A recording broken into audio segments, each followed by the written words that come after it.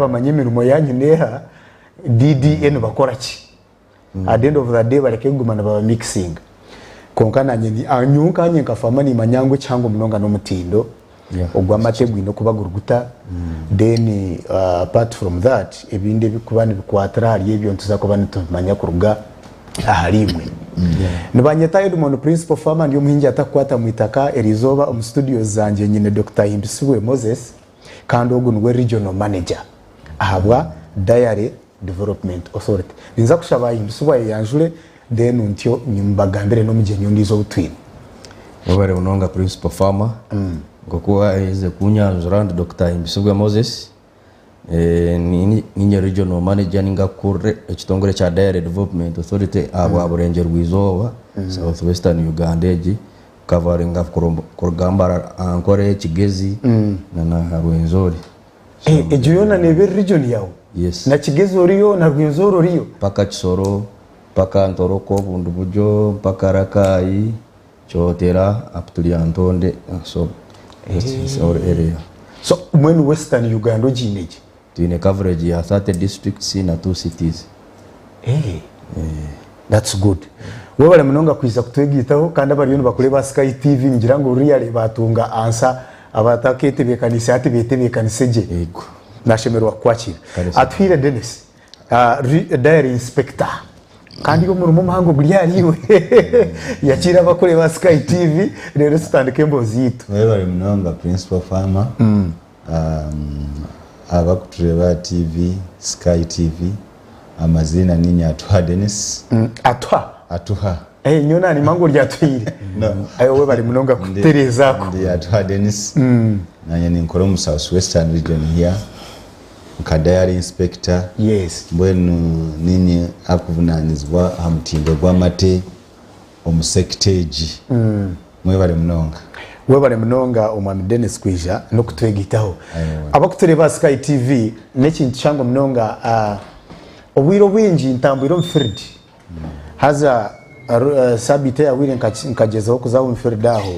na shanga abantu bingi bine complaints ezikuza ku bantu ganiraho but we are not here for a blame game. We are here to discuss business and how we can perfect it. Exactly. Abantu bingi banashangana ba complaining ga mhendo, oguna complaining ga mutindo, oguna complaining ga manyawati. But echango mnonga ntwenda kushwijuma omuhendo na nomutindo. So omwami Dennis omutindo gw'amate na nomuhendo nebintu bikutambura hamwe. Abo kwa tukagira ngo tugende hari kiriya kandi iki tukigno waringe na watungo mute omuhendo ukashanga amatega atembere gariya beinungi omutindo nago ngwiza kandi bwizigaruka gukora ki ngumatarinda so nanye nangwe rijoba tutandikire aha kushwijuma omuhendo then tuzamutindo emihendo y'amate recently I was in Kato corridor nashanga abantu nibetombita amate gari habeyinche no manya umuntu kama mato munteye were expecting aka price kuba kari yiguru actually no muhe na noko he no bokushanga umutindo gutari murungi manya kikonko azarungazi bamhaka sente kakozirishi ebyasigara nibarutakora kandi we nkadidi ibyona nibukwata so tandikira hati amuhendo ahabwenche imihendo y'amateri hansi wabare munonga ugundo murundi principal farmer kandi okuthostinga kaganira n'abaturukirize n'abakutureba Sky TV nga twabagambira Dairy Development Authority n'ekitongole ekikuvunanizibwa entunguka y'ebyamate exactly omuyanga lyona toroho turi ekitongole kiri hansi ya Ministry ya Agriculture y'Omuhingi N'omuriisa kandi twentukwata mwitaka no takwata mwitaka nanye kanano gahato mweninza yo no mashani twesanga kureba ngo haba wentunguka yaki yebyamato mwihanga exactly kandi tukateka hiteka rya parliament rya terezo vunano zubwo ubwo mwaka gwe 12 twire ntkoroma rumo nka Dairy Development Authority konka ngo twagambara byona bituzunanwa entunguka na nomutindo kandi omuhendo nchumwe kintu kikoreka ngo industry yone yatunguka omuhendo gwago gwayongera kubonera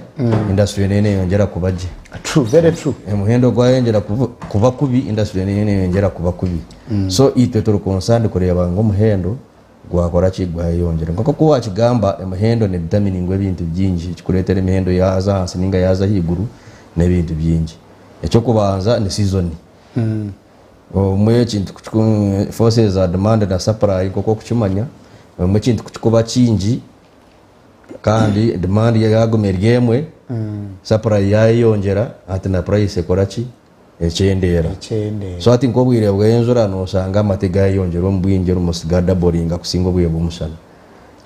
Ombwire bwenzura nagagari mingi yayongera ombwinje intenziri ebinyansi birungi zikorachi amatega yayongera kandi abo gagura tubakweyongera kutere twine factories katugambe mushanzo zitwino mu region age ziguma zikizere zumwe abo ganywa tubakweyongera munonga. So ati kiretera mwebe yazo raki yaza hansi. Ekya kabiri omutindo koko waba kigambire omutindo nagwo nguretera be yaza hansi ninga yaza higuru. Ekinde kinaka kwate nekinaragaho nakatari abaire mu market. So akatare kakuba karoho nebe yakorachi yongera kubonera akatare kakubora kacyendera ebeza hansi. So ati ekirejere kubaho in the last nk'emyaka nketa nenyuma ehwire abeno shanga amate no bwa kucyendera ombwira bw'umushana amino bwire bwenzura no bwa kuba mingi ebeta kuza hansi ya sinyiro rusanzu runana sinjiro shanju average gabene gana gasubira aho nk'emyaka etane ehwire konka season age turebere kandi gaza hansi gazo wa bishatu gazo wabina namwe ninjira bagurize bibiri. So ece kintu kiteganise munonga nitwe cyateganisa munonga n'abarisa buryo omwe konka cyo nagambe ekikurete ekyo nakatare mukatare cyo kita bwiro bwinji amate ntugaguza umundo umuyihanga na naheri yachi yihanga mahanga gandi nka Kenya na America na Japan na handa itukutwara amate products zito. True. So ati chiza yekureta obuzubu akatare ka Kenya kizere kafuna mu issues like kutwara almost 90% of our direct exports za Kenya. So ati Kenya nabo babe bari mu season yachi yamati nabo kutwine season kunu ya nwabo season ya higuru. So ati nabo amate wabo gari bugakozere ki gakanyere ekyo cyaretera abacendeza amatago bagura ku rugo mu Uganda. So atakatara ko kacindiri bite cyabire Kenya nenshi cyamategi tugakagira imirabana mu muri Kenya. Cyabiro no kwenda ngo nabo batungure nanga sector yabo aba protecting industry yabo amategabo abo ko bagakorga munonga kunuya atosanga umagabo gateganisa bwamo. So bakagezaho kwatamu corregulating abo kuba protecting market yabo koze nabwe kumutwara minjo wabo baba takora exactly. So no ko balancing gachi akatare kabo na no industry yabo ne ko gumane yakora. That is the major reason evacuators. So bari no protecting market akatara kabo industry yabo konka tukasazurwa ho completely ntwara yo konka machi mpora tubara tubinjire mukatare turiyo kache gitu numarungi munonga products yitu nungi teri nsonga ya quality apana nsonga ni yakatari. So turiyo ntware yo konka ikintu cya quality kikaba solved tine nsonga na quality amate gaza kurgo mu Uganda kusohora gari kiriya nyi. So nsonga ya quality tero nsonga iriho ni yakatari protecting industry yabo. So ati ya mbugufu ekyo njo cyari serebe yayongera kuza hansi munonga konka nka government kandi ekitongore kifunaniza bwari yebye tutustamire ncumanya ngo turiyo nturondo butaro bundi umahanga gandi ate cyo kitwigwira misho kugira ngo kurga kuzayihanga rumwe tukariyese baho kashana ngo niryo rugora amategito nangwa turumwe ryonka twinamahanga mingi gakurengo muri 10 gakutwara amategito konka yago gakutwara twine munga inka US ntwara products zitu USA American ntwara amatage tutwara kaseini tutwara Japani tutwara na Tanzania na Congo na Egypt Rwanda ntubahereza ifa South Sudan Mali Malawi okay konka Kenya niyo kusinga yakora ki kutwara amate is the biggest so consumer. aturiyo tugezeho kwigura ubundi obutare no kongera quantities kuzomanga gandi kugira ngo next time takafuna same challenge mchimanya president his excellency president Yoweri Museveni na minister of agriculture na foreign affairs na minister of trade turiyo ndoronda Katari Algeria nenda kutwara amategi tugesano mingi munonga so twatandikire kutwara Algeria turiyo mu final touches then nwanchimanyisa ngo hati amategona agabiye nagategana subwa kata gafuna Katara kandi twatwara ki twagenda kikomanyisa turagaruke kufuna obuzubu bwona kandi n'ekindi eki turiyo tuganira kandi twenda kutamwa amani no increasinga Katare ki omuyango By the way, that is a very big point. Abakuba Umunya-Uganda n'ushamate naganywa kuche kusinga baheru. Exactly. Ato bokore ya Kenya ntwara y'amate mingi abakenya baka developinga culture yo kunywa amate. Agutu kutwara tukugira ngo nabo bagaguza n'abagenywera. Kutugatwara baganywa banywa gabo banywa na gitu.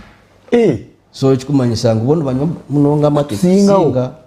ati actually World Health Organization ne recommending ngo umuntu at least okire kuba nonywa liters 200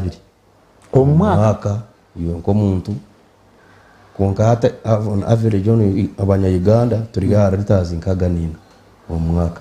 tutukakize na 10 cyaka kiko ngo muri Kenya no sawa rigo muri 12 omuntu amatega ko banywite on average omwaka gwazako ati mbwe no bakugira ngo onywe liters 200 icyo nchobonje manisa ternarita omuizo because wanyu arito omuizo abantu maniso nyirire tazi bishatu nkagana zinga hinitana ikiminizo on average nonusha no bokunywa half liter kikabinchima ko gatwine issue abanya Uganda amate twakaganywire munonga so turiyo tugeze ho kusensitizinga no kutaho byo bwona kureba ngo twayo abanya Uganda gukora ki kunywa amate kandi tero maranga ngo abanya Uganda reka tunywa amate gitu omiringo yona ntubasaganywa romiri kagarga guwaka magabonire tubanywa products abantu abingi bamangwa amatene bagaguza tabakanywa gayogati tabakanywa chimo wa mugambara chizi takuchetegereza chizi akabamwe wa mugambara chizi ati chizi ni cyari ni wacu buza sebo shohora chizi wa quality control omwami atuha actually hati uri inspector kandi niyo muntu muhango mu field tukwe amazima kuna ajiro field recently I was in that side of the Harwe to that side of what Injengu Bejo nashanga hari abacunda kandi kuna tayire farmers nababuza kintu cyo muhendo gw'amate amino mutindo bagira ngo itumu mu mate tugakamaje konka kuza kukadayare batugira ngo amate gabagaru contaminated ekikumanyisa ngo nigafera hagataho of course farmer nawe nana defending na yabakoze contamination taraji kugambira challenge y'umushanjiro omu field imwe nk'abantu abari mu operation ne bari munonga umurundo gundi Edmond principal farmer abatawulikirize twabakiro umurundo gundi anokolesa language ki aye muganda they can cause you can try but you can use any language you are comfortable with. It's fine. All right. Challenges zisanjiro kufuna omate ningo mutindo gw'amate challenges zoni nyingi ekyokubanza amate tukakoraha etukweta ka zero setting twaza afahamu ni bakama ente zitezi tukantwenda kumanya quality yenyini eyamate agakurugo omuntu omuntu atagagazwanziza omuntu atakabire kuba n'ekintu kyona kiyagakwatamu neshaki twaza abalisa ne bakama tukaza mu district ezona z'okuhura ziba kugambira ezeze ziri major districts no mu South Western region niyo ngomwanya nicho cyanga kikusinga mu amate mingi omuyihango wagamba dairy sector kashota gambire Western Uganda no gamba actually South West so kato corridor so tukantwenda kumanya nti quality y'amate omucyanga ekyeki kiremu amate mingi neshaki so twaza omuntu amanya nti quality netandikira omuntu omuntu atakakwasiro gyaheza kukama ati twayayo sample z'amate omuntu ezenzungu ezeza crossi ezeza loko twacekinga amate bwe twashanga amate gabonire munonga galimu ebirungo byona gali staunch gino mulanzi gali concentrated kandi Edmond principle wa machinkwenda kumanyisa nti omutindo gw'amate nikimanyisa ebirungo ebiri omu mate. Exactly. Tukureba bureba nti kara tokureba kandi tokagimanya otachebiri no kutestinga kuonka nti nyoni manya amate kugareba nyagareba ati ningamanya tigagabonira that is a lie abono bano yebiya so quality ya mate no testinga no testinga so kandi no ine birungo byokuba no reba abo kuba na factories zo kureba amate bantu bagure birungo so tukaza twashanga ebirungo twina standard itukweta Uganda standard, East African standard, harmonized standard. Mbwenu ejo standard niye ekwa benchmark tukasanga amate gitu omuntu gali far beyond the standard. Standard yetu ne kugambira nti amate gaina okuba na butter fat ekwingana 3.25%. nti waba na liters igana z'amate oyina okuyamu omwisi gw'ingana liters 3 almost 0.2. Very true. Choka tukashanga amate omuntu ezitu gaina butter fat around 4%. Much higher than the standard. Kusiana half tukweta nerenga cha so twashanga ebirungo bindi nkesano ntugisirenga no kurenga nerenga because from the farm twashanga ebirungo bindi nkesano oyaho nkebishaje esano mate ejeji waba na liters igana standard negira nti at least minimum oyemu 8.5 liters kilograms of milk. Choka tukashangao at that level twin about 8.7 kilograms. Amate gitu gari concentrated gari okay. Gari very okay. Chonka twagumizamu twagira nti ati twamara kureba nti amate gitu afamo munte gabonireje. So tukolechi twaza kureba nti chonka si amate gakuza factory amate gatusanga omukula kagatakwishana nagaga kurugo omuntu nigafera nkai obuzibu bulinka yagatawo twagumizana anagambere twagumiza muntu kyondoza tukashanga afamu zimwe mate bayide woni gatandika kufera kimwe kuri ya afamu kurugaha wagakama tukashanga bakami ni bakama omuno profa containers bakamiramu ebyo kamiramu hygiene is very poor kandi oleba amate kutwagamba nti gaine ebirungo bingi ebirungo ebyo ni bya attracting obukoko nabo ni bwenda obukoko ninga bacteria very true nazo nizenda kulya kandi zende bite birungi so noja kushanga omumatomo awo kuba hygiene is poor obukoko bugata hamu kutandika nabo kulya a protein nabo ni bwende kirungo nkakya sukari bwende kirungo nk'ekishaju because they want to survive.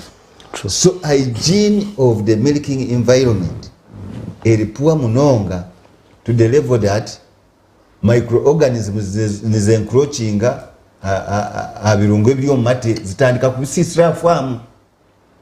Ekindi kitwashangira afamu tukashanga abarisa bamwe ninga abakami bamwe nibaguma nibeyaho ifuro kuba nibakama kandi wabona iyo ifuro eryo lirimu ebishaju birimu vitamin A so waguma noriyaho olyo nochendeza ebirungo ebiryo mate and olyo no affecting quality ya matago. That is the challenge at farm level. Abamu abantu baterente bikatu kandi agumiza munakama ebikatu nibirwaza abantu tichiru oshanga omuntu ayaza kuterente kikatu aliyo najikama ate amata agaruka agazwanza n'agandi agatwara dayari ekyo tikikwikirizibwa noba nosiso omutindo gw'amata waba origire kujema ente toshemeye kuba nokwata amata kagatwara dayari at least ago gale kumuka ogaheze nyana niwe agahenyena nyana you yes should not even take it. Yeah, you should not take it because no iza ku developing achibakweta antibiotic resistance nti iwe ba warwara nti no yende chikatu tikirabase kukiza okuba mubiri gwa guri already used to ebikatu bene nenyo obinonywe bikatu so amatenka ago sanga abantu baliyo ne bakamente ezirire fumbi abantu baliyo ne batwara bane bakama mwebazo dena amataga jimulo mukasheshe murara na waliyo na oyibyona nibyo affectinga quality ya mate a farm level kandi waza muchunda witoko abachunda biyakabechi omuchunda ogutinga mwetegerezaga abachunda abo naba inakabuyo kinchi nabo matene bagazanira mu munonga okawa mwetegeze nto muchunda mukano omo harimo bijago mu mundomo nababi nebe bijaga harimo bijaga hakwikari ebyo bakupimisa tanabire tayina hakunaba agumana kwato mu ndoko engaro zoma zigaruka zomoka garuka zigarumate yakika kwa sapura yundi izwa garuka kwata avuga pichi yeye oiro atutuka na oiro agaruka kwato mate akwato mate. That is very serious. Recently nkasango muchundo omwo ku side za Kiruhura ariyo navuga mate cyonke kiteki cyakuteka cyakuza kasimbisa kwemereza pichi kwa kuheza kwa kutandika kuvuga akwata akiteko mukani eri akataburamu atabura mukana wikani necwe so oshanganti quality yamba abachunda abani basisha munonga mati quality ya mati amate ayinoga je mura speed amate waga kama oyinoga isi ya diary omushahibiri wabona ogaisia omudayari shahibiri abantu bingi ne bakora ki no shanga yachererwa ariyo naganira rugudo true amate gariyo nigo yongera kora ki kufa yazaga isi ya diary oshanga mate gafiri abo kuba yachererwa ngaje muri diary. Okay, webale munonga arukutuleba Sky TV rakali abantu turiyo program Omuhingi N'omuriisa tuganira aha mutindo hamwe na n'omuhendo ogw'amate abo kuba amate gitu gatungira ikizu cyango tushanga umutindo gutari murungi n'emihendo etari murungi na kushanga ibintu bitaterire aha bwenshi tuenda kumanya no hari kuzunanizwa hari ebyo bibiri uwo mutindo noha uwo muhendo noha ekitongore echa Diary Development Authority nico kikuzunanizwa abintu ebi kandi nico ekitongore cyo kumanya ogunagwankahi ogwankahi oli agwankahi kushanga ngo at the end of the day noha oyino kubana amanyu mutindo gw'amate noha ino kubana amanyu muhendo gw'amate ebyo ne bintu bikuru munonga ntuza kuba ntuyiguraho amasimu gitu gari ya screen yawe hansa aho amasimu abiragora kureba noza kuba notutera live oganire nitwe ahansonga mpango ekwatirine ahamate kandi cyangwa munonga ntuza kuba ntu expecting ekibuzo cyawe abana bakugumunonga kurwo mu kitongole echo kandi abaru kukikurira ariya mu South Western Uganda mwenu nibagira ngo iruhorta hwirira hiziba bureryo nibari ryendogana so abo botaburiza baryaha ebi yasigaro tarimbuga n'umutawono kabimbuza doctor nitwenda kumanya twareba kintu cyo mucunda twatwaka kintu cyo mucunda nyanda doctor yongereho nkaza hadaya remwe omuri mbarom bangira ngo hari abacunda bo abaru kuzaha farm bakagura amate ahari fama we bya dayere takubimanya konka amategena agakamaje agahumucunda hato mucunda chika gato umulayini yo kubwiha famu no gareta hadayere ebi yakora hagati to akora ki ine naka video kutabe twalebere recently I wanted to bring that ka video konka kashanga katali genuine na kaleka konka tukaleba gunataha nashuko mje ukakareba konka probably njira kaka katali genuine ncho I was like no I shouldn't advocate that na karugaho bakubanka kareba bwire bwinira mani kareba na jantaka nikasaba kana nicisho konka abantu abinja social media it was running viral bakuteka ngori yakana shukam amusing gahi omate but chinalebe mu kikachi tari okay konka it happened somewhere omahando tinkumanyiwe nko muntu ari warukure kitongole iki ebintu related to that oyinoko bye wabirebe bari munonga mutebeka nsogundi murundi kandi kibuze ekyo mbwenu ko twagambire ebintu byona ntubisibamo kandi ntubireba kandi nubwo murimo gwitu tureba ngo twakora ki twabirwanisa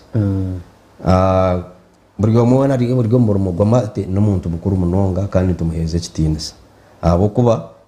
ngo kuwagamba ndo mwe yabatariho kuzafa makiha y'amate ari sabingi hati nabaremwa aho kugira ngo mwabana abariyo mu masomero tubariyo amatagine kuzada yare atosanga umucuno yakora ki yacu mukora konga kandi ntushabangu abantu bariyo mu rumugwe na munonga bacunda batahe bitu abantu bitu imwe bacunda omurumu mugumanye ngo n'umuntu mukuru munonga amate business y'amate tininga business ezindi kugira ngo nosubura okay chumwe kiri important kaba kushobora byomere mente kaba nke y'amakara for example exactly. Amate it get a white gold harnish and it's a fragile gold ne feza and it's a fragile business so nsabangurwa mwana ari mu business agitegereze kandi agikore abo kuba n'ekintu ekikwata amagaraga abantu rete mwe y'amate ko kujugura wagitwara umuka wagigura dayara wagitwara umuka ne wayongera nenyi wabantu nkabatano so katugire ngo gamate gagi no buzuba abantu batano mukana bakora ki nababa affected so konga ati abagurumu ntusaba kandi tuyenta basaba kandi kubegesa ngo batakaere wa kugira ngo bari ngenda kwiya musente bo ngabo bari mu business ejo barebe ngo nibiya musente konga n'abantu bakunywa amate gabo nibiha amagara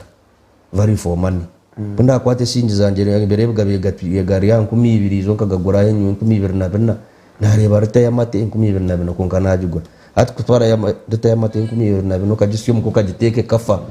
mazima njakare that is a total loss tekwagara ka daya rejo true so ati nyimanyisago na business numba mwaje yitara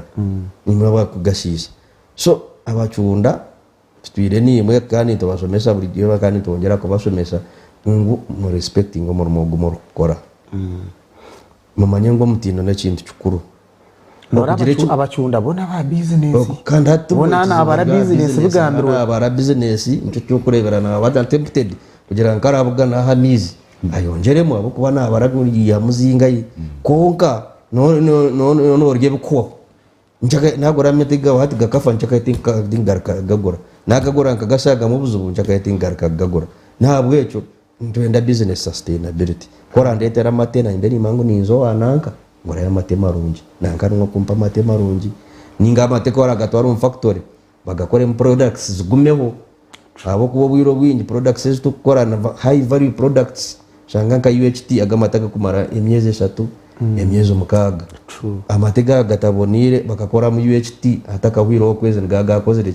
gafiri fata mategit gahika iheri yihanga bakagira ngo amatega Uganda gafire ntaba twitachi akatari so umucunda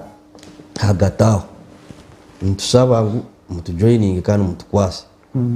tureke kushisha mutindo gw'amate konka atichuru kubibononga koko wagambere abantu bizire mbegera kusoma no kwega so tichuru kubikugira ngo nembere rimbe kureka akira umubuzubuzu obutukugeza basomesa kandi no kurwanisa ngo twena tukorere hamwe tubutereze aka video yako wagamba maybe kuna nyenda kakava moving kaba viral ka ni kakatereza hard time we had sleepless nights mukale bakakashobere yonka sulama ka video na kamaronke shahez ntwara na kujya utigwe ndakata ati roko songa kakachondoza twagezo twakakoratara nangana wenyu no goba kwasoro mu ka video tukamkwata twamumanya twamureta yashobora cyabicyo misho tukamuteka no muchome yararamo shaka yagwiro mbizo akatsobora nangona business akagitoroka mu yagitunka twamye yagira kandi goma abo ko bakayeregere kujemura atariyo nata hamizi akuza kozibe kandi na nene bindi so akayareze kaza de shanka mwenda zo mu ihangu yareze kusuka mate so mu yakatara muki atanu mate konkati na ni public ntobasaba ni mwarebe kintu mureke kucyuba manya public ne iruse kintu kizava yiro cyushobera kandi ati hataho nono tekate kore nono shisha katare amatega katare kihanga abo kubaka video I guess ngwaka kantu na president akakareba nakugira ndesumeze twabunde I probably guess so tukarara ntureba twakuru kuchondoza kona twafana amazo magabe gari onka video konka ekyo nkireetwa nabwe ekyo twagambira obutatora mu mugwa serious ko rero yenda kuwozya kana zawe ronda Why don't you go home? amizi omafamu zanyu mwine y'amizi adamu zi n'ahandi ronda amizi maronje bene Otahote byagana byangu. barabaza ubwo mahanda ko rero yenda kuwozya milk tanker izo tanker zo kutambuza amate genda ozamuronda amizi maronje mu washing day mbene omwayegeza tanker reka kugiteka hari harwaza ubwo mahanda akwanora nawe ikintu cya hygiene akacitwire hakata kitwire serious ati otachitwara mwen mbujezo wo kuba serious omuntu mugwanya orebe ngo amize go kukozesa gabonire bakwate byo koresa kutambuza amate bubonire nibyo ati omwe nosanga omuntu ayinekani ekakora kare ati yibuziwe tutokudirengwe ekakora omusanga yaba tempted no koma hona sabuni ati yibuziwe sabuni kasete karkare ko gati ba business no gitamu sente ati ko nenda kutambuza amate utakwenda gura byo kugatamburuzamu ati ngwe no kora rose so abacunda twabagamba ho munonga abo kuba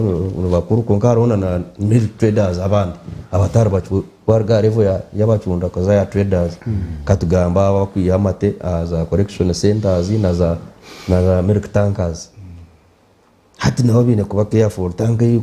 y'ikutamuriza amate ergeta ebonire ne complying omunde rije ninjozi anta ninjogeza ankai kandi kunayeza kugatamu amate hakora tahoki hamwe nosanga yaheza gatambe gambiro yagenda ya parking oko yazo mbindi amate gari ngengera gukora ki kusisikara so immediately waweza kurodinga amate katara gacire kubana gaza era no factory ninga no mukura bagaciringa mureke kutamwe ibindi bintu hati no muzogura umuntu osanga abantu za tangazi am factory ndazitamu za shaha mwenda munana mwenda zecuro ziriyo zoro ndamate nesiba nzetorora so ati njimanyisa inezi ziriyo nzudojinga nibamanya quality control ko nzudojinga quality control bariyo be haro mwana Dennis hata harabavuga ni dojinga itwe no mwene badojinga na factory hariya umwe basange baba boss bakozere barugireho ati ngwene ninga batakize ninga badi mwenda zicuro aho boss nakibyamire boss nabacu byamire so ntabasaba abantu dairy industry ne yitu twena kandi dairy industry hati ne yakabiri amati ne kintu cyakabira mukutayizi hanga after coffee tukorga mwani tuzahamati so noreba ngo industry amati eriyo ne seringa munonga hanga kandi tayiza munonga ihanga jumanyise sente kuzukwiza zazo muyanga nitwe tugarikira exactly kandi turiyo ndongera kuronda no bundo butari umutindo ne kintu cyukuru munonga kugira ngo funo butari bwinji burungi na nakademi be yongiye koraki kubonera. Okay. Mr. Dennis, I want you to talk about the mobile laboratory. Recently, I met that car around town. Yes. It is a very good initiative from government. Echango munonge chinkwenda tumanye nekolesebwa effectively. Is it doing its work? Abo kuba abantu abinje barebe ekimotoka nikikora umurimo gwacho Dennis ninga turiyo mugumantori ya motoka nera bo mutawona we bari munonga icyo kubanza cyo tukwenda tumanye nti dairy sector yarugire hare kandi dairy sector e developing mu myaka ejemice munonga trade development mu manyakare ezikula zikazitaroho ate abantu matene bagateko mukula kare amate mingi kakani gizyo mu bidomora kyonka tuwaza kureba abantu baguze zikanzi dene chindi mateka kagatambulira mu open cars omubikani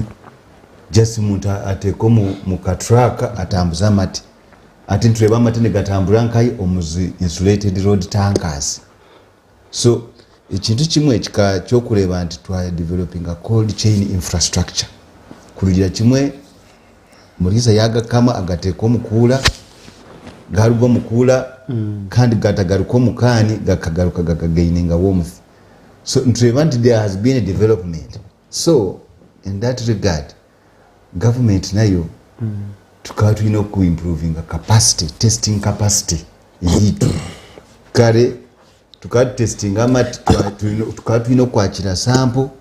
turonda amasanyaraze tuze tu testing so bajeta mobile laboratory bajeta mobile what bajeta mobile laboratory van exactly so So that one was a limitation because tukabasa twasanga afamu atari amasanyazi nikimanyisa tutachebera mate twakusanga omuchunda harugudo tutachebera mate twasanga road tank harugudo tutachebera mate awokuba tutwina capacity yejo. So innovation yejo twafuna mobile laboratory van equipped properly with all the testing gadget eina mizi eina byona byokuchebera tubasa ku staging at any point and we can be able okudetermining quality ya mate at that point and even take a decision at exactly that point. So a mobile van laboratory van etuyambire munonga kwa addressing issue ya quality issues along the road abantu transporting amate nomukora road blocks take road block ninga nomujitwara afamu z'abantu na afamu ntuzayo tuchebera amate then arugudu to take road block even during our surveillance tukwemereza tuyaho samples z'amate tuchebera ko nyine diary ina bintu mu recently bangira ngo road blocks bakumanya neza URA gweza DD tubakazireba gaziro nyingi munonga na weekend takawire na otris ntuza kuba tujini so tabagambira hera abiri so as mobile vans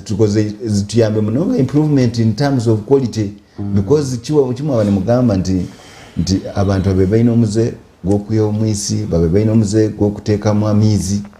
kandi abachunda abano bareba umwe nibaza harugudo aina mate aguma naguza nayongera mamizi nayenda gayisiyenkayi akula omugiga yagamuha gantware mu factory age ninga akuleji zilitazi maganabi nayenda ise maganabi chonka in the middle of the road nashanga abantu bakwenda korachi kugura amate abaguza abateka mamizi chokeze mobile laboratory van tuyambire twateka road block ogwo muntararabe kandi atinabazi bachimanya nti at DDA ina capacity yokutesting amate at any point. So improvement twareba mutindo gw'amate improving basically because twina capacity yokutesting amate at any point. Kandi now twinaona na national diary laboratory Kampala to collecting samples tuzitwara yokutesting ebintu ebyamani ebyo binakugambira nka aflatoxin heavy metals ebintu byamani ebyo byona capacity of nichongamento tokamanya omutindo gw'amate otakamanyire otakatesting nichokuleba amate gitu ati ne gazo US ga qualifying because Uganda ni capacity to determine ntaga amate ne ga meeting international standard tujine twina ejolab eri Kampala lugogaho yamani munonga okutesting amate nomba murusho wangu this is a world standard, this is international standard niga competing internationally kandi ekindi kitwongere okukora okuleba nti even the medical assistants twine ishomero kuri Entebbe tuyeta Entebbe Direct Training School nabo ba medical assistant wabo ino mwana wawe anayenda kushoma okuchebera amate ezikula zona tuyo tuziyamo abantu abakuzikoraho kubatwara kuri Entebbe nabo bene capacity yo kugamba nti agamate tindagachire gainenshonga ejineji ngine bizubu kandi babaze kuba ne bahabura n'abarisa ntamatega werizo batiga passing echinechi gendo kore echinechi go and improve on this. So capacity tujombekera kimwe from the grassroots so that even abana bakora as diary naba ina capacity determining amate at that level babe na records so that even when we are trying to market our milk bantu are event that there's track record the quality of milk is traceable from the farm. Okay, wabale munonga arikutuleba Sky TV iraka lyabantu esimu zitu ziri screen now tinkuza kushomeriwe ekikuration zo kuleba screen ntwendo tuterre abakugu batakarigera mu studio zeze oganire nabo nango buze kibuzo cyona nimpamya ngo mu control room amasimu gitu baheze gigura batuyigura amasimu tuganire n'abantu abali yahero kwe mutubuze buzo abo kwani n'umuhami Moses na Dennis bakuruga at least kibuzo kimwe bibiri bishatu bibiri answerable tutakazo mu kintu cyo kugira ngo tukagira tutima byahindira nka reka abantu bagire kibabuza umwe mukaki bagarukamo baba satisfied kandi zaba ziriyo probably I'm ready to answer a calls kandi zaza takizire tubasagumiza muri discussion as we wait okutayayira diaries omwami Dennis as an authority nimutayayira diaries eziyo mu region bashijam okay hello sebo wasibota turije twakwakira we bale kureba Sky TV nibakweto nansana nibakwetoha Franka nobuza ki abahango bari mu studios nimbuza aho n'abanyera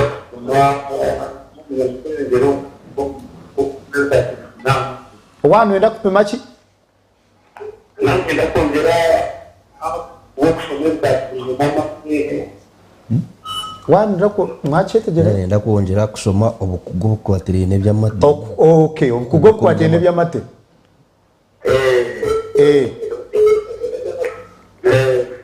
nicho kwenda kumanya nenda kumanya okay Franka kurugana sana we bale munonga bale kwereza yesebo mwani ngefayo siwe Lazaro indugo museri yajuwe wati naye atororo bugambo tabona kasto akari munyisingiro n'umunyakanga sekunu we bale Lazaro nakwakiro wabukanga nani nakashembe wamwera bashatu we bale munonga kore katono reba kuyoba nibamate yes n'uma gamba mate narebo kunyana kuno kubwire abuko kuriki bantu bagamba reba matege kubwire icyo bagamba nabo ori takanyurafu abagakura aha mukandi nore bakubana gakamari guteka wejako yes apurere kube sumo zo mukarito giteko kudeka abana bo banywa ito tuza kubafita kandi tukaba tukagiro brand babuha ugambiro muri safety cyane kiti kandi twe akamate abo buye guru tukabutira buringo kandi de twatwa amate okay mukaba babero mushabwe we bale ni rugakanga ni matayi tugaraza mukaba watembe saruni oburwire buryo mu mate akabukirata we bale munonga hello wasibota hello Orio waterrankai Jackie Recho waterrankai Daharwe okay Recho network ya Recho theatre Maria Hello Recho hello you on Sky TV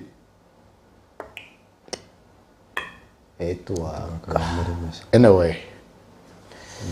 ubwo munyabukanga wona enda kumanya uburwiro bw'amate akabukirata akwano soko wabo kanyire munonga kandi tuba kumanya kuba kubasa kuburabo kandi banyomanye twatu nesime ndijo anyway tubanze tu answer ingogwe we bale munonga tebekanisa tubanze wa Kampala katubanzo hello Asiwa ndijo Ryota oha praise waterai wateranga i praise na nechuzo Kampala yes buza tureba bakugwa bari mu studio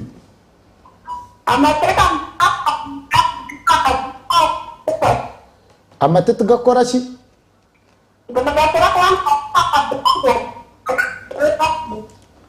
ndagabana gafuka tunamora line tia wakeri praise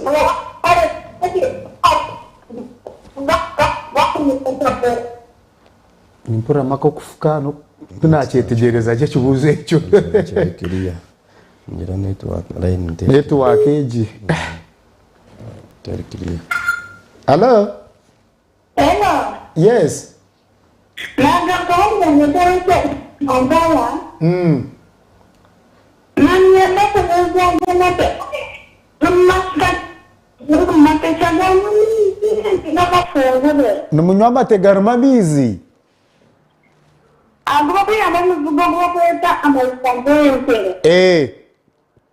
Nibagiho masama funguro ngana byeta kurumba tarmini. Naenda kumanya amajuta gete nibagiho mataga takagire mu mizi ninga. Agarukonka. Webale munonga Recho. Amin praise. Yanda kumanya amajuta gente nagarugo mu mate agakuba gakiro concentrated. Deka tubanze tureba abo bashatu. Achiriyo ndizala? Allo? Yesebo. Allo? Yesebo. Mwebale. Niwe twakwakira sebo webale kureba Sky. Nateka kiruhura. Waterera kiruhura. Tugambire na nekibuzo cyawe. Abwenki ende y'amate.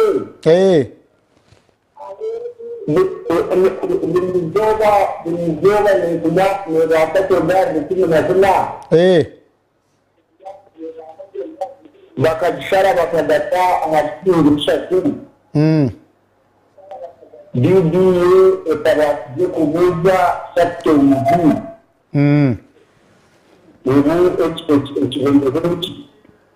Okay, webale munonga chirikuyote icyo niki tekardarizo kagambira batama z'ikirungo niki ekindi ahabwenki ezwa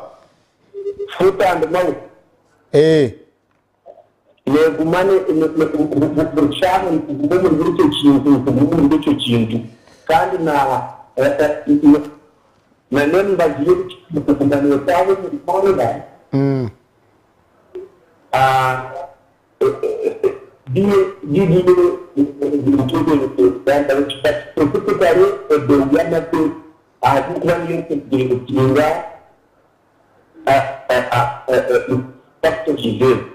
webale muno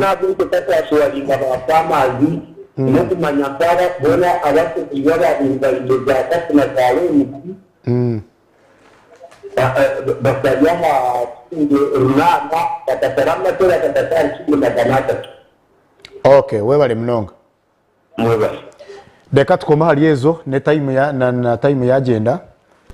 tugaruke mabatera amasomo abo twigura amasomo tubaso utaruga vision bingi tutandikire hali doctor owo kubanza yanatera nkai nyanda kugaruka mu cyo wabukanga. Yes, nabuzangu amate kurugero kutowaganira kuyagatina gagar mo burwire bwinshi ngarmo nyanda kumhamesereza kandi kumiya mu bwoba ngo amate kastir gakiriye cyo kunywa cyo rungi kandi cyo mugasho kandi kikombe kombiri. So ataka gatina abo kuba ebitwantu gambaho nebe kugezaho gategana konka bayan large amate kiriye cyo kunywa cyo rungi ekikora umunonga no koreye bangu iyo koroni yone gakama wagakamota wagakwatota buri woma enefiteki ngovu nano zubakoreye bangu amategi yakama yaganywa ninga yagasyo ndizo munywi gariki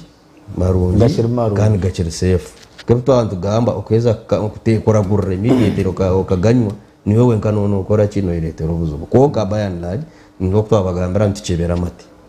ebekwatiye na safety amategiti gari very safe oyoroga tokoza kuche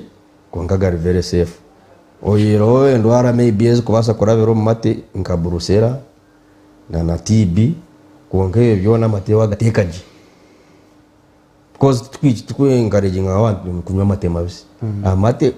to kire ganywa gari mabisi gatatechere echo niki chikuru kinga shuwa gw'amate wagateka tureka eji message neza omukato corridor kiruhura ishemba bure that side twesasira amate mabisi exactly amate mabisi waganywa ati no yamo burwire ukuza kuteganisa nka TB brucellosis nebindi nabwo ejo amate kinga shuwa twagateka gas ninga gagoba ko agar process hatinka yogati na UHT nebindi ago ready ngagar processed gar pasteurized, so it is very safe. When amategit it is still very safe. Kan na nechinda bagaguro mu town zone to be encouraging umugaguro myanya ine license za DDA umuntu gwito mukuru no kuregisteringa kandi tukarayisinga buri muri business yeje y'amate abo gaguza abo ga processinga nabo gatambuzana na so wazo mwanya gw'amate ntubagambira ngo license kire kubihanikire kawo mudayare wote girire gw'amate fa ayi wabona abo gatambuza no mutayine na license tare aryaho nakuguza amate exactly niyo gumeno uri umuntu ari kuguza amate waryata no sanga umuntu ariyo naguza amate izo nkasanga umuntu ariyo naguza amate nakakwatamu ayine sigaro mukano ati iwe riyo no yishiriza ngo guza amate ariyo naresa iwe ngo muntu ko munywa amate to kirebo to go muntu atakire kubona ngo amataro koreki ninga ukareba ni kwazwire no nyetebekana sayetebekana isemu kama otogo muntu na mpe kintu kirungi ninga kibi ninga wazo mwanya gura y'amate ni ureba buyonzo burubuta bwenu no tero maranga ngwite abantu twena twefeyo ureba ngo twaronda twanya amate marungi mwanya murungi twagaguza ubwo muntu arkiria bona abantu bahereza license buri mwaka ati nambo no go mwaka bugwa next year twatandika January tugaruka tubahereza license zense so muzo myanya gerera license dena na nyendeke kibuzo kigaruke mu Dennis na kitahi nchiche amajuta gente ubuyana aguza amajuta gente ye wena enda kora amajuta gente kuko yenda kumanya nigakorwa mu mate agakiriro gatine kinde kimwe kiri mixed ubuni praise njya na ruga side za Kampala nawo yes is it Kampala bukanga somewhere praise na Kampala praise amajuta gente nibagakora obumate agari yagenyini agota kazwanze n'ebintu byona because wagazwanzia no chendeze birungu so abano yenda kukora amajita oyino kufuna gali pure milk amate gali whole naga gazwanza mizi naguno basa kuyamuchoka tokihamu omwisi murungi omwisi tokiya mwisi mwini chonka wabano yenda kufuna omwisi gwenyini gi amajita mingi oyino kwesa amate agali whole milk rumwina kolesa matagatine cyagire okay deno guyanabuza omuhendo gumana gushuma yajangwa amaten gazar singi bishatu gazar bibiri gazar bitano na Dennis cyo kibuzo tingma kizo wa Dennis ni ngo Moses dene kindi yagarika yagitahona nezwa ni yeres robuzimu ninga tinkumanya baby wabare buno I think Moses you can answer be yamatejo niyo twatandukana nayo mu kiganiro kitu abagambara ensonga nyingi ezikuletere be yagumana ekora ki nechendera kandi netemba neshuma konga echamano munonga government ekiteka amana hati no kumekinga so ngoko nabagambara twa developinga katare kitu abantu twanywa mati twagenywe no Moses amatego mu Uganda ngesha kugira ngo umuhendo guterere tuyino kubanza twamane tugani nubo buzuba hiburi amate bene determining bakatari we are the first customers exactly kutoranywa amate gitu ebintu biza kuterere so turiyo tukora ina echo bakweta school milk feeding policy turiyo mu katandika kare konka ningira it was not adopted chongire mamani turiyo mu stages za consultation za nakikore abana bakunywa amato mu mashomero ncheta gachi bargacha mukaru bargachi izo mukaru guguri yoshi mabana ndabasiba hata abana ndabasiba kwe ndo bakusiba kwe amategari yaha kandi bitwenza arabakora barmarnarist so twinekezo cha malnutrition so ntenda ngo abana bagumba amata kure kabazire kire cyatandi kire twine ku supporting twachipayiroti ingere kifure nko mwoga ina mashomera ku chipayiroti ingere mu kwatanisa na SNV taida mu South Western so far twarebera impact yacu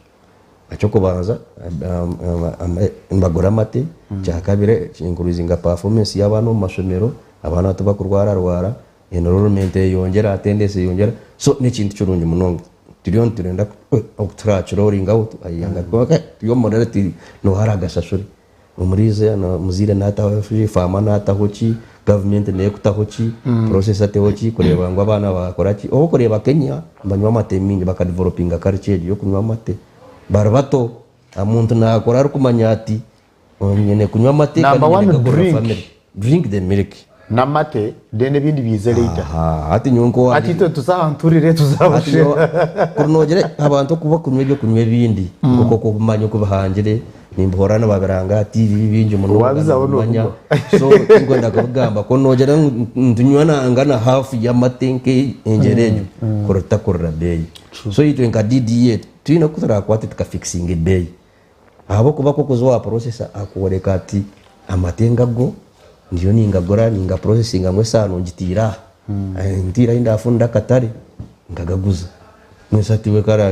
in fact no gumana agora no kugira ngo tugume otherwise you would say no I don't have the market now let nanye kankori kambendrire tugarika kuri konka turagarike atriyo developing domestic market karaeze kwata tukuzagarika kora chindi turiyo developing kibakweta quality based milk payment system amate tugagure kurigera obyonzo bwago oburungi bwago probably I think that will improve the quality of umuntu yamanyata amateganje bugaba mabi bakumpa singi bibiri owa marungi ni singi runami tukachipilotinga ho twarebe obuyonzo oburungi abantu bona bateri abantu bafuna bonus so ntenda tushongere mu amani ba processors bari bamwe bakitekingira onati kapar ya yarachitandikire empora ati no shanga waguza amatema rongiye garumwe birungo ebyo ne byanagamba shanga nkare bakagira kayongeraho ati average kizezo rokaga oshanga iyo wafuna runana kurugero so ntenda kuchiroringa out so billion turwana kureba ngo be yakoraki yayongera kubonera konka kigumire kugira atamate n'umuteka gagura shingiro kumi for example abo kuba nawe gagura naza gaguza true so hati yo buri mwe naronda hakagoba karata kuzubona kuriya ati we naza kuzubahereza nkaye so mbwenu no vunano zugatumya amate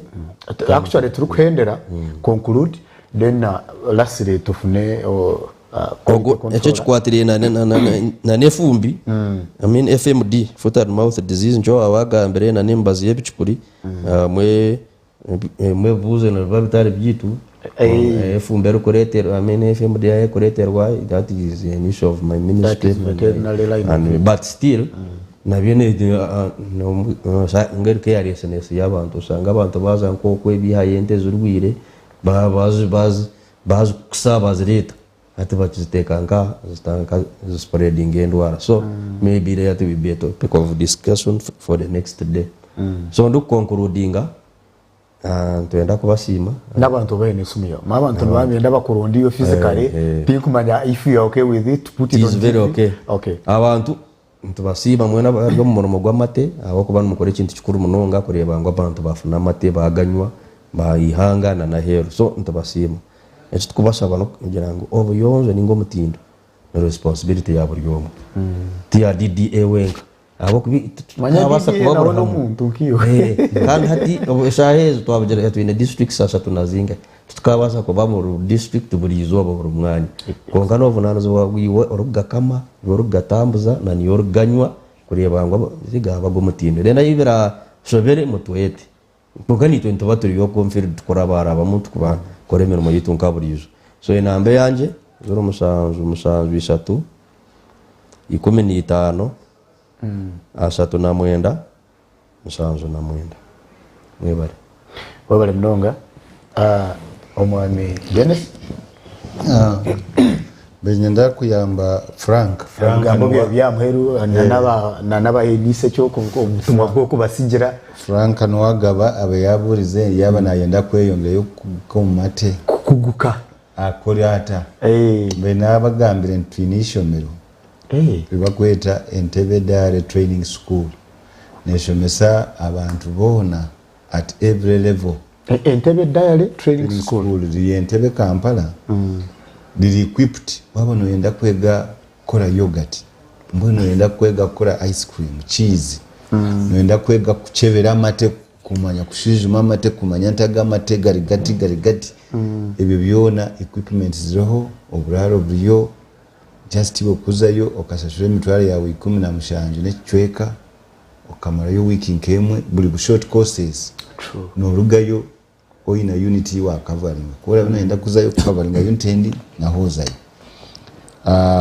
n'ekyo nicyo kibuzo kinanyenda garukamo ahandi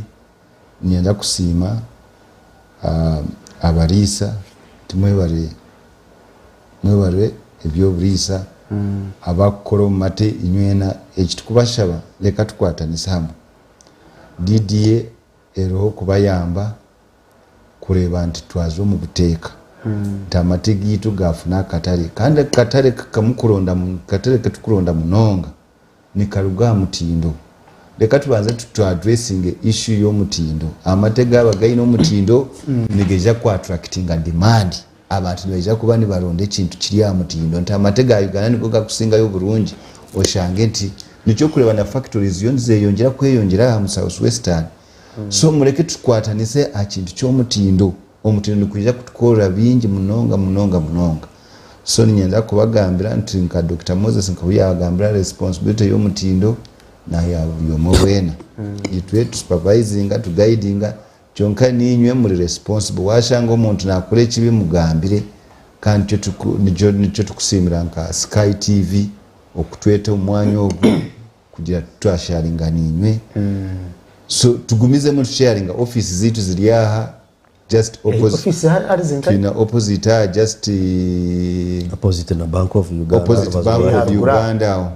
so noija otayira tukushobora